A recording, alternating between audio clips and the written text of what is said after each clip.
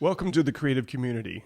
I'm your host, David Starkey, and my guest this time is Raquel Baker. Raquel, welcome. Thank you so much. I'm so excited to be here. Yeah, I am really happy to have you here. This is our new way of doing the show. You and I are in separate ends of the CAPS Media building in Ventura.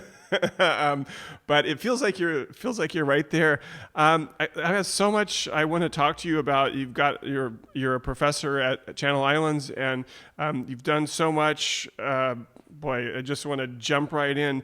And I'd like to start by letting you tell us a little bit about how you became an English professor. Yeah, I became an English professor very, very slowly. I have always loved literature, and I'm a very introverted person. Kind of the perfect, I guess, cliche of your socially awkward literature professor.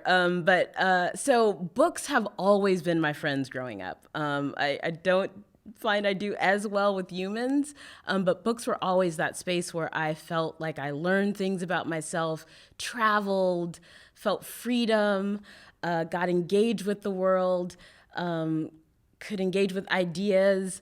So I've been a reader and a writer my whole life. College was not all that easy for me. I had a lot of trouble getting through college, and that whole experience really tore down my self-esteem, and I just felt like I wasn't a smart or worthwhile person.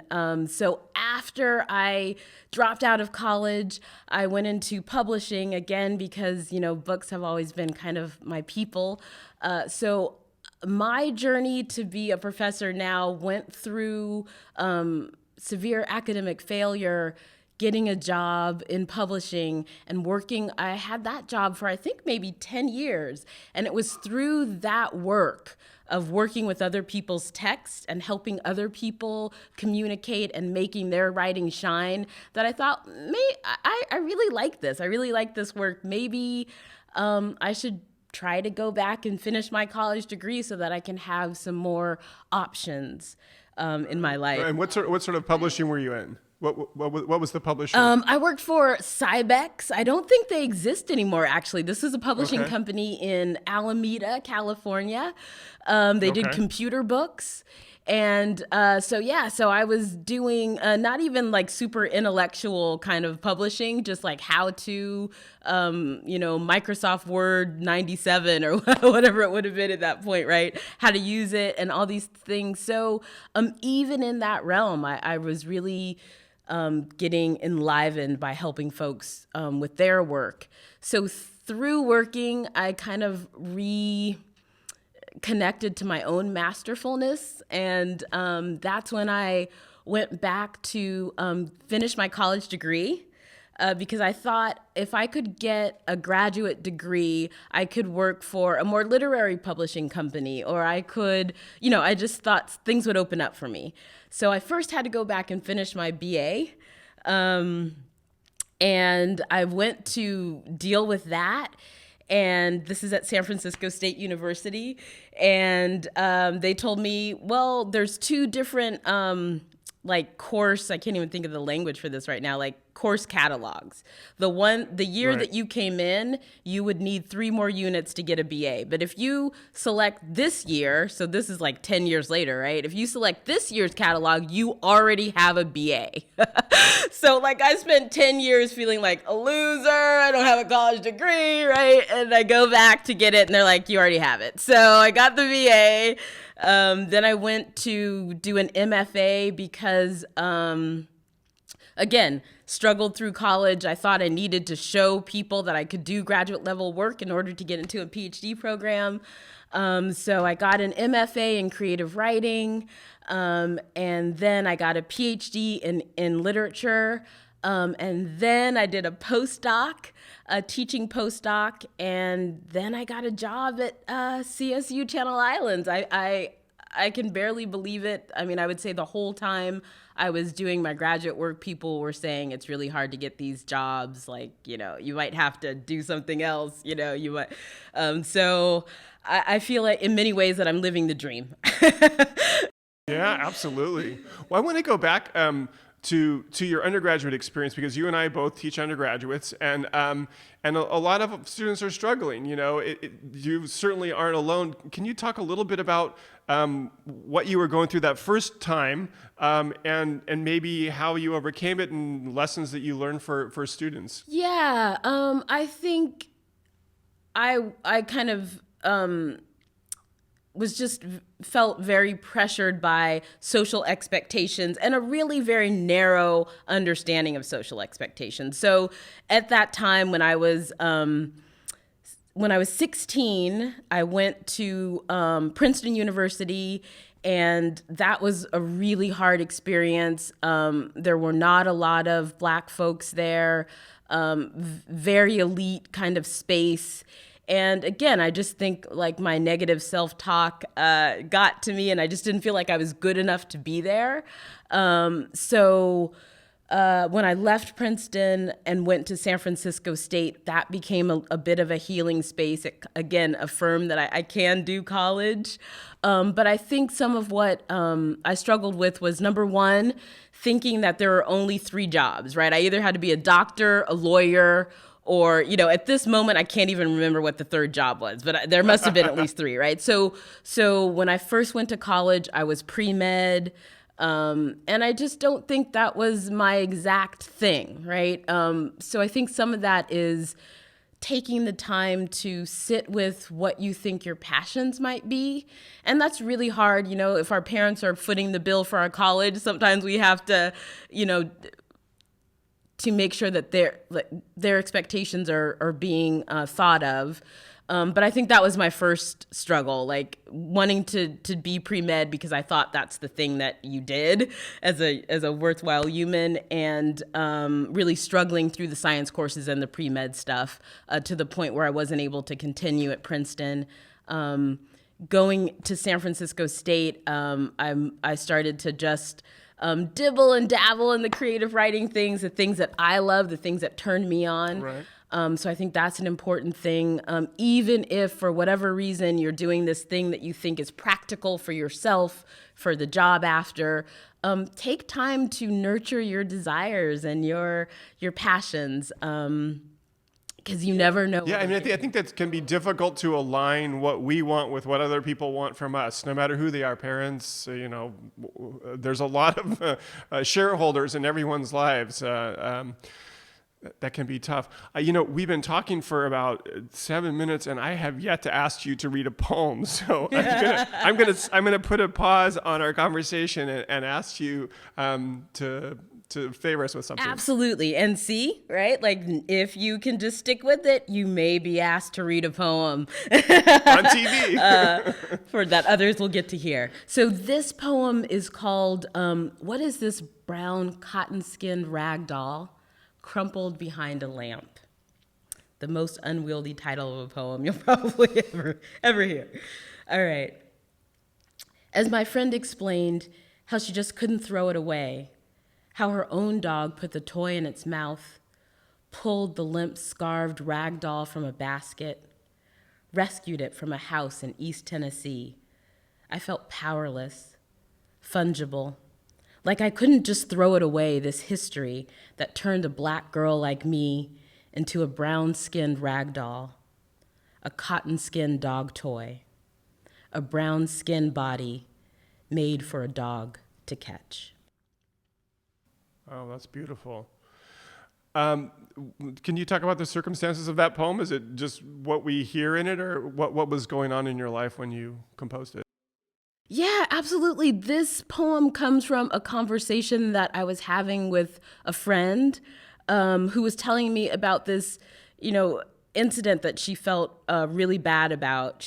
My friend is a white woman, and she had a black friend of hers at her house. They were working on something for work, and I don't remember how it happened, but the friend noticed this dog toy that was like in the shape of a black woman, kind of rag doll with like, black cotton skin, behind a lamp, and the black woman got very, very upset, and my friend was just kind of talking to me about it and just saying how bad she felt about it. And I was trying to console her and help her negotiate those feelings.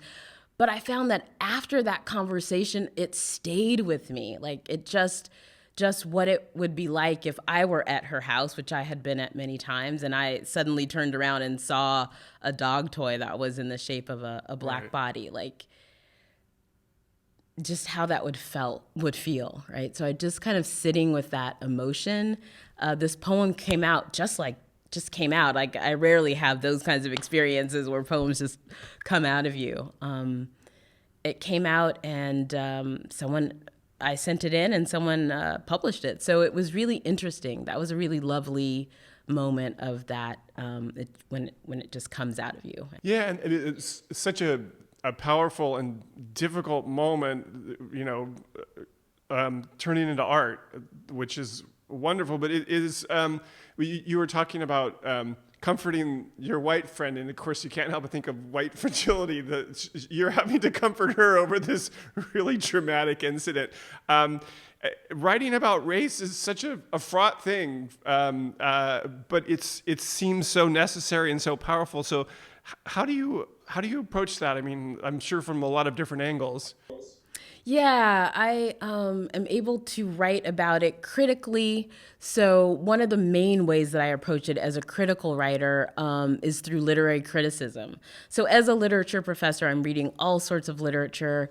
And many of the writers that I read are talking about race, right? So in my talking about why this particular piece of literature is important, I get to talk about race, right? I get to bring in race theorists and talk about the way artistically these writers are engaging ideas in critical race theory. So that's really fun, and I love doing that. And I absolutely think that one of my professors said this to me, and one of my professors in my MFA program said this: creative writers get there before theorists. And yeah, I think that's so true, right? Like, a creative writer will be doing something, and then you'll read a theorist doing it, and you're like, oh my God, yeah, Ishmael Reed was doing that, like, in the 60s, yeah, So it's really cool to riff off of art through theory, because I think the artists are doing these such rich things. Well, and I think that works of art are enriched and enlivened by critical theory as well, too. That there's a basis, maybe something that the artist, the poet, didn't see in the moment of composing the work, that is systemic and much broader than what they could do as they were typing out the lines of a poem. One of the things that you mentioned was that you worked for 10 years for a computer publishing company, and you've done a lot of stuff about cyber stuff, cyberpunk. You're working on a Latinx cyber anthology, or possibly. Tell me a little bit about how that works into, we're talking about this discussion of race, bodies that are not human bodies. Yes. And Afro-cyberpunk does engage AI and that type of thing, non-human bodies, but a lot of the Afro-cyberpunk works that I read are really engaging issues of race. So these are human bodies, right, in the future, and just dealing with so many of the kinds of racialized practices that we still deal with today, or that we deal with today, I guess I should say, writing in the future, and it's still dealing with that. There are so many intersections of race, and when I think of cyber, I'm thinking of like screen world, virtual reality, I saw on television that the data sets that they use to program so many things are these data sets that are primarily peopled with white folks, right? So that, for example, if you go into a bathroom and you put your hand under the faucet and it's supposed to automatically turn it on, right? Apparently most of the hands that went into that data set were white hands. So if you're black, sometimes it's harder, and possibly not just black, possibly just non-white, harder to get those things to work because they don't have that data fed into them. And so there's lots of riffing off of that you can see, like when the apocalypse comes, like perhaps the black people will be spared because the cyber laborers won't be able to read us, right? We'll be invisible to them. So I think that idea of imagining the future of racialized relations, I think is a really lovely thing that Afro-cyberpunk does. I want to think about how is that happening in Latinx communities? How are Latinx folks creating art in relationship to virtual worlds, cyber futures, all the kind of screen worlds that we're living with right now. But definitely for me, it comes from many loves. So my dad was an IT person. I feel like I know nothing about computers, but I feel like I've always had it in my life through my dad. I'm a big science fiction head. So I feel really lucky that we're at a time in English literary studies where popular culture can be so much part of it, right? Like when I went to school, I never had a class on science fiction or Afro-cyberpunk, but now we can do that. You've got it, yeah. Well, I want to go back. You mentioned your father. When you also mentioned early on that you had books that sort of supported you throughout your childhood. What are some of those that you remember that you would call out to? Yeah, I'm gonna call out a really dark one first of all. Like a book that got me through, and this was actually after I left Princeton and wasn't able to go back, and I had to live with my grandmother in Oakland, California, because I was far too ashamed to go back and live with my parents, right? And I read Nietzsche, that light, happy philosopher, Nietzsche's Thus Spake Zarathustra. And man, that got me through a lot, right? Just that anger. Yeah, the sheep, man, the sheep, right? That was a lot. I'm trying to think of, all of the teenage things, Ramona the Pest. I can't even remember that writer's name. I feel like it's Beverly something. Oh, Beverly Cleary? Yes. Yeah? Yes, right. Yeah. I feel like that's her name. Yeah. So like all the Ramona the Pest got me through a lot of things. Those folks are my friends for sure. What about someone like Octavio Butler? Is that a science fiction writer who's also writing about race? Is that someone who's been important to you? Yes, that is an author that I actually came to a little bit later. So I've taught her book Kindred. That teaches really well. Again, a lovely use of a science fiction device of going back in time to when slavery was legal, and a black woman from the 70s going back and having that experience for herself, right? Living as an enslaved woman. An amazing text. In my science fiction course, I teach, or I co-teach with my other teacher, Blake Gillespie, in the chemistry department at CI. We teach Dawn, and that's the first time I read it in teaching this class. And so Dawn is about this woman who, it's kind of post-apocalyptic, and these aliens take her on their ship to repopulate the human population and put us back on Earth after the Earth is kind of regenerated and we have gotten our population large enough to go back and repopulate. And that book, just amazing about the way in which we grow and change, right? Like that physiological or biological process of evolution, going from this to that. And when she puts it in that aliens take us and want to, mate with us. And, that makes it sound like freaky and scary and strangely like wrong, right? Like we don't want to be this other species. But when my co-teacher Blake was explaining it to me, like just the actual biological process of evolution, and not just evolution, but, how development, right? Like if we think about a cell with the mitochondria in it, like that mitochondria was once its own individual creature. And now now, it's part of my cells. So that kind of integrative work is part of biological systems. I was just like, oh my God, Octavia is so smart. Like she is on another level. So a very influential writer, although I've come to her later in life. I wish that I could go back and be a student in your class because it sounds like it would be really, really fun. But, I'm looking at, we've only got about 7 minutes left and it's time for you to read another poem. I love it. All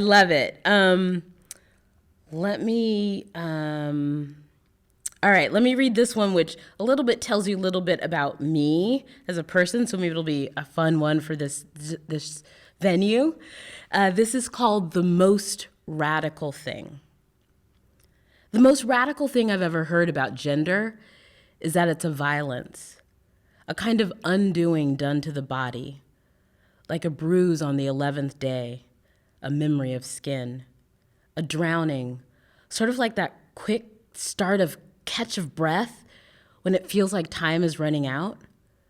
Violence, like an erasure, like how an attractive belt really pulls together my outfit, but then I feel like nothing more than the sum of my parts. A mannequin, waiting, a rope, a crown. If gender is a violence, it is a marathon, not a race. A violence, the writer said, was more like a kind of perpetual fear, a warding off. The smell of the basement my grandmother had my mother in a hospital in Faraday, Louisiana. In the basement, because they didn't let black women have babies next to white ladies having babies. In the maternity ward. Not there, you can't go there. Take her to the basement. That'll be okay. If gender is a violence, it must be like a sign that tells me to get out, sit over there, use this restroom, be good. Wear the white tights and the black patent leather shoes and the red hair bows. And smile. That smile that's pinned to your face with Rite Aid plastic bags and cinder blocks. That smile made fresh by douching. Smiling on that body undone by a violence that is necessary like air. Necessary, like how my mother checks every room of her house when she gets home before she can even breathe there. Being a woman sometimes feels like a perpetual watching. Necessary, like a pounding on the door, not the violence of the knock or the way the cop growls, "Get out," but the surprise he has that I am still there in my apartment. He's already 2 doors down, knocking and no one else home. A violence is in the air. Sometimes I think being a woman is like that cop's startled surprise that somebody would actually stop to gather herself up in the midst of all that smoke. Sometimes being a woman is just like that breath I took while wondering what to take with me. What could possibly be the right thing that is right here in arm's reach?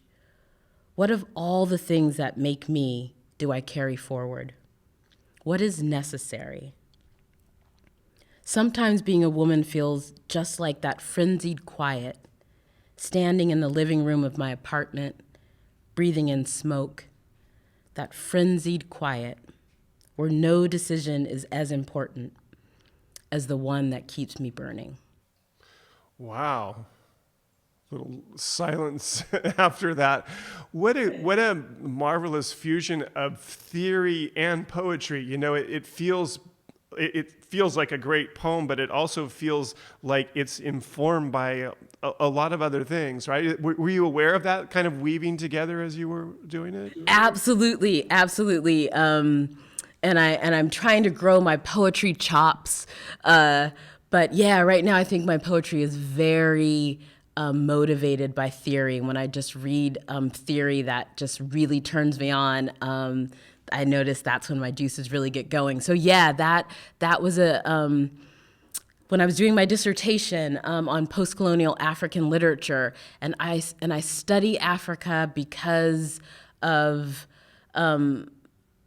feeling like I grew up in a very anti-Black culture and not really feeling valued as a Black woman in this culture. So I thought I would study a culture that I thought might honor Blackness more. And what I found is that through colonialism,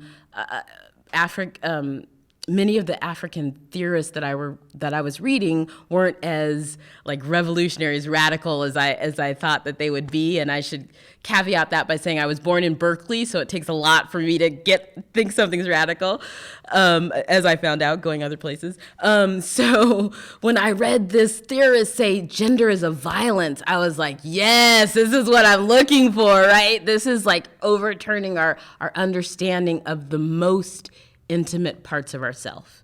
And I think that's what race is. It's this intimate part of ourself that is also, I mean, it's totally entwined with belonging, but also with worthiness, right? And the ways in which we decide what is worthy and what is not worthy, I think can be detrimental, even as our histories, our cultures, our memories, and our intimate sense of ourselves are obviously informed by it in good and generative and lovely ways. I bracket off good. I just mean like in everyday, intimate ways. And so reading theory that disrupts that is really just what turns me on, right? Is just having us think about the everyday in new ways. And that's what poetry is. That is what poetry is.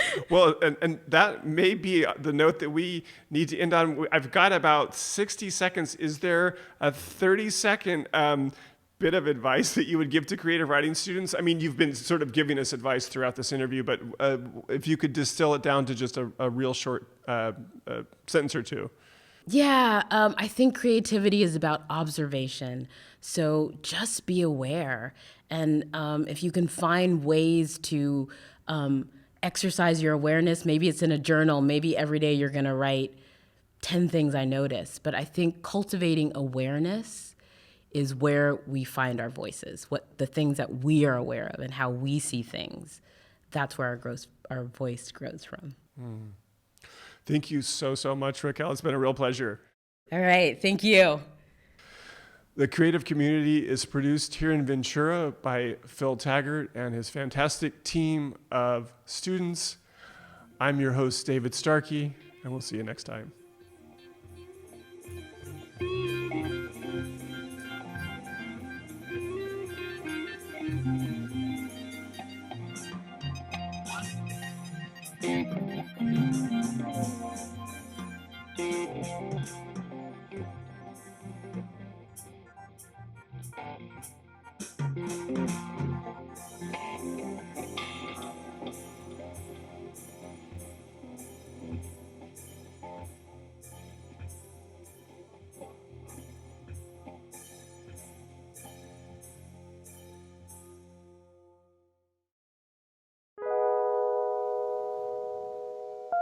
Hi, my name is Jessica Llamas, and I wanted to give a quick PSA on the coronavirus. Please stay home and practice social distancing when it is necessary to go out. Doing so is crucial in preventing the spread of the virus. Please keep in mind that even if you are not at risk from dying from the virus, that does not mean that it is safe or okay to go out, as in doing so you could endanger the life of other people such as the elderly or those with underlying medical conditions. Please, be responsible and stay home.